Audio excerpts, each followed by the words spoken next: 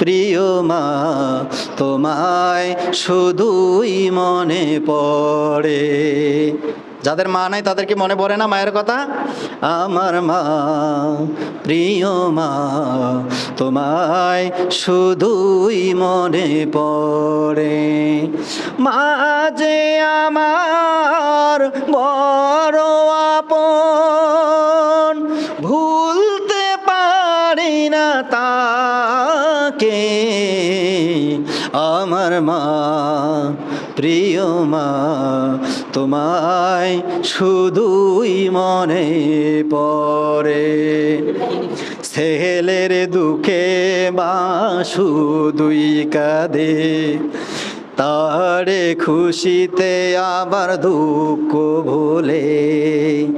ছেলের খুশিতে মা দুঃখ ভুলে, তারে খুশিতে আবার দুঃখ ভুলে।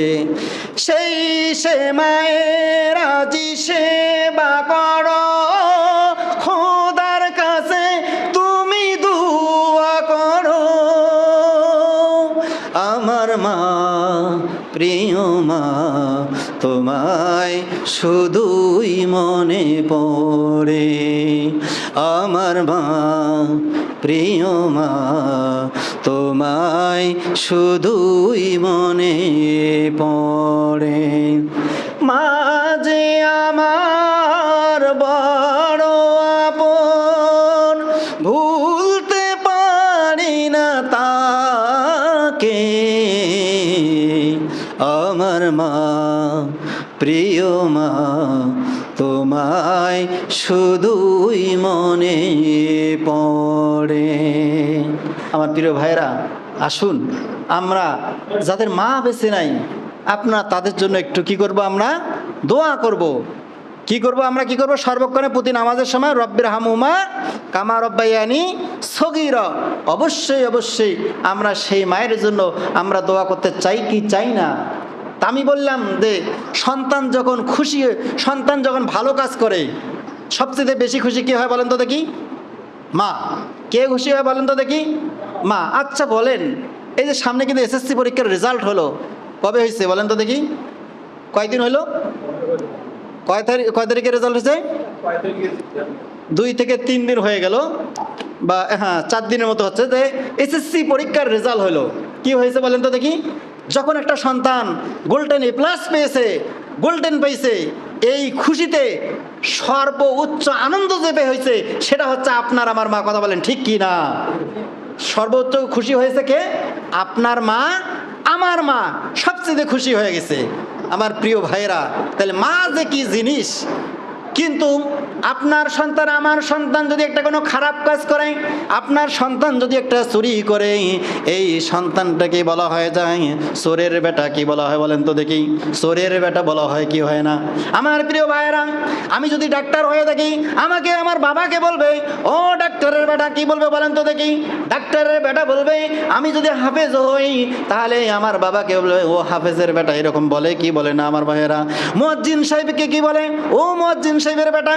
এরকম বলে কি বলে না বলেন তো দেখি? ইমাম সাহেবকে ওই একই কথা বলে, ও ইমানের বেটা। এরকম বলা হয় কি হয় না? তার মানে আমরা বুঝতে পারলাম, সন্তান যদি ভালো কাজ করে তাহলে বাবা মার নাম হয়ে যায়। কার নাম হয় বলেন তো দেখি? সন্তান যদি ভালো কাজ করে, সন্তান যদি ভালো কর্ম করে, সুনামটা কিন্তু বাবা মার বেড়ে যায়। আমার প্রিয় ভাইরা, পক্ষান্তরে কোনো সন্তান যদি কোনো খারাপ কাজ করে, এর কারণে বাবা মার কিন্তু কুনাম হয়ে যায়। কথা বলেন ঠিক কি না? আমি হাফেজ হয়েছি, এই জন্য আমাকে বলে হাফেজের বেটা।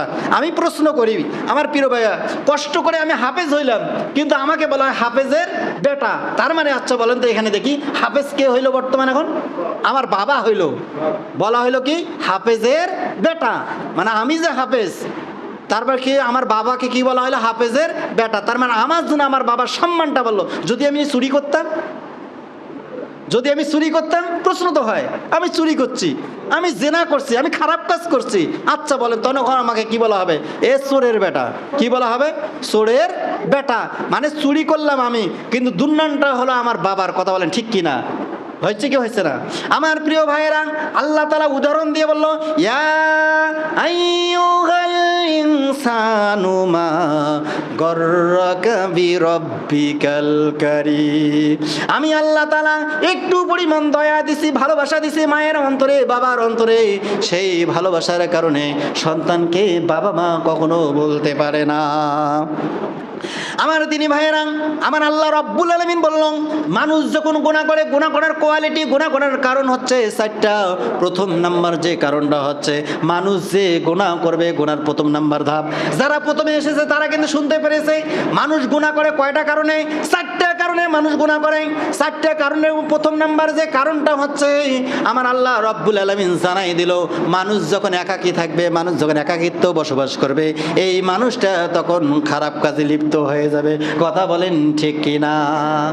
তার মানে এখান থেকে বোঝা গেল, মানুষ, আজকের আলোচনার মূল পয়েন্টটা হচ্ছে, মানুষ গুনাহ যে করে, এই গুনাহ করার 4টা কোয়ালিটি। কয়টা কোয়ালিটি বলেন তো দেখি? 4টা গুণ, 4টা বৈশিষ্ট্য, 4টা কারণ। মানুষ প্রথমে গুনাহ করার কারণটা হচ্ছে, মানুষ যখন একা থাকে। কি থাকে বলেন তো দেখি? মানুষ যখন একা থাকে তখন মানুষ গুনাহ করে। তখন কি করে? মানুষ তখন গুনাহ করে। দ্বিতীয় নাম্বার কারণ হচ্ছে, মানুষ যে গুনাহ করে, দ্বিতীয় নাম্বার কারণটা হচ্ছে, ওই বান্দা ওই মনে মনে ভাবে যে আমি তো এখন একাকী ঘরে আছি, আমি অন্ধকারে আছি, আমাকে তখন আর কেউ দেখতেছে না, তখন কিন্তু মানুষ গুনাহ করে। তার মনের মধ্যে একটা আত্ম অহংকার আসি যায়, আমাকে তখন কেউ দেখতেছে না, এই সুবাদে সে কি করে? গুনাহ করে। আমার আল্লাহ বলে, মানুষ যদি কেউ না দেখে, কিন্তু আমি আল্লাহ রাব্বুল আলামিন সর্বক্ষণে তোমাকে পর্যবেক্ষণ করি। সকলে বলি সুবহানাল্লাহ। আমার দিনী ভাইয়েরা, আমার আল্লাহ রাব্বুল আলামিন পবিত্র কুরআনুল কারীমের মধ্যে বিশ্ববাসীকে জানাই দিল, আল্লাযী খলাকাকা ফাসাওয়াকা ফাআদালাক ফি আইয়ি সূরাতিম মা শাআ রাক্কাবাক। সকলে বলছি আল্লাহু আকবার। আল্লাহ তাআলা বলল, আল্লাযী খলাকাকা ফাসাওয়াকা ফাআদালাক। আমি আল্লাহ রাব্বুল আলামিন তোমাদেরকে কত সুন্দরভাবে সৃষ্টি করলাম। আমি আল্লাহ যদি ইচ্ছা করতে পারতাম, আমি আল্লাহ রাব্বুল আলামিন যদি ইচ্ছা করতাম, আল্লাহ তাআলা কিন্তু এই জায়গায় বান্দাদেরকে ডাক দিয়ে বলল, হে জালিম, হে খারাপ, হে জালিম। ওই যে আমি যে কিছুক্ষণ আগে বলে দিলাম, সন্তান যদি ভালো কাজ করে, এই কারণে বাবা মার নাম হয়ে যায়। সন্তান যদি খারাপ কাজ করে, এই কারণে বাবা মার কুনাম হয়ে যায়। আমার আল্লাহ কিন্তু এই কথাটা বলো, আল্লাযী খলাকাকা ফাসাওয়াকা ফাআদালাক। আল্লাহ তাআলা বলল, হে জালিম সম্প্রদায়, হে জালিম, হে মুনাফিক, তুমি কিভাবে তুমি গুনাহ করতে পারো? তুমি যখন গুনাহ করতেছ, আমি আল্লাহ রাব্বুল আলামিন তোমাকে সাবধান করে দেই, এই গুনার কাজে কখনো তোমাদের লিপ্ত হওয়া যাবে না। আল্লাহ তাআলাকে বলবো, আল্লাহ এই জালিম শব্দটা কেন ব্যবহার করা হলো? কঠিন শব্দ আল্লাহ তাআলা কেন ব্যবহার করলো? আল্লাহ তাআলা বলল, এই মানুষটাকে আমি আল্লাহ রাব্বুল আলামিন তৈরি করেছি। আল্লাহ তাআলা আপনাকে আমাকে এই মাথাটার মধ্যে কত কি নাজ নিয়ামত দিয়েছে। আমার প্রিয় ভাইয়েরা, আপনি তো লক্ষ্য করে দেখেন, আপনার যে বডিটা আছে, 3.5 হাত বডিটা আছে, আমার আল্লাহ রাব্বুল আলামিন এই দেহটা তৈরি করতে যে কষ্টটা হয় নাই, কিন্তু আমার আল্লাহ রাব্বুল আলামিনের সবচেয়ে বেশি কষ্ট হয়েছে আপনার মাথা, আমার মাথাটা তৈরি করতে। সকলে বলি না সুবহানাল্লাহ।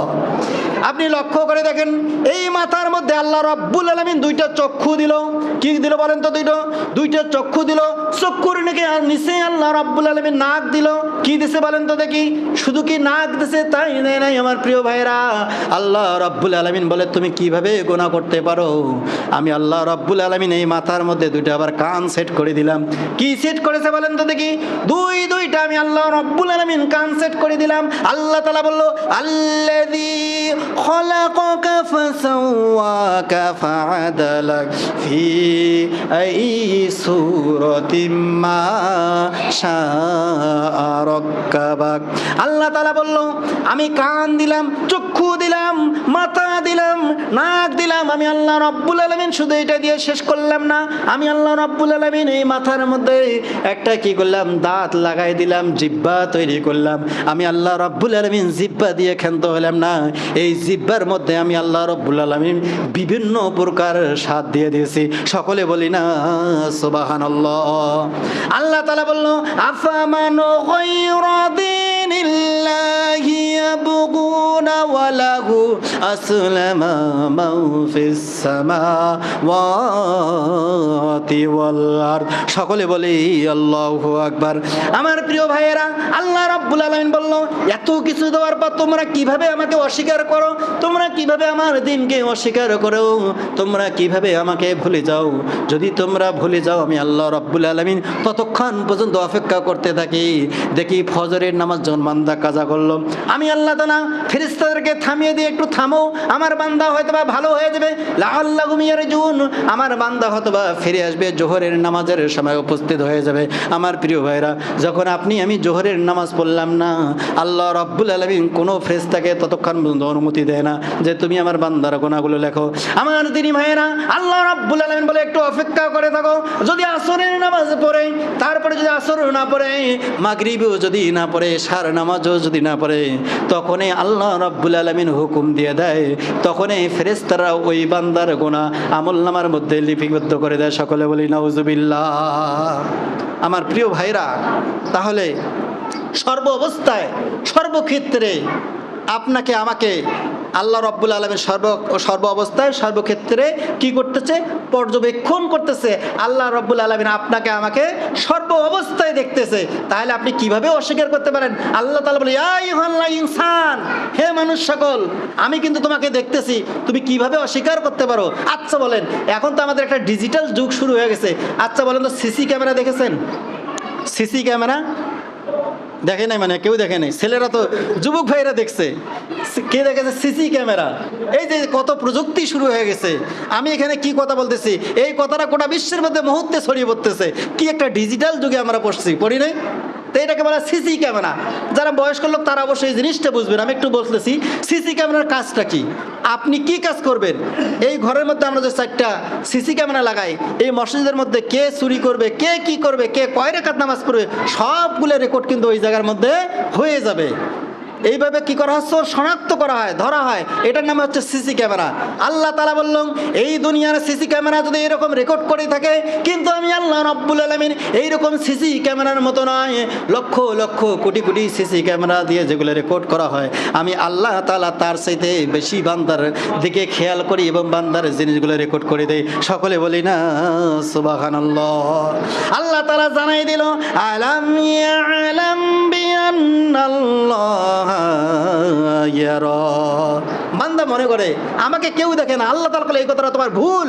কেউ যদি না দেখে, আলাম ইয়ালাম বিআন্নাল্লাহ ইয়ারা, কিন্তু আমি আল্লাহ তাআলা তোমাকে সর্বক্ষণেই দেখতেছি। সকলে বলি সুবহানাল্লাহ।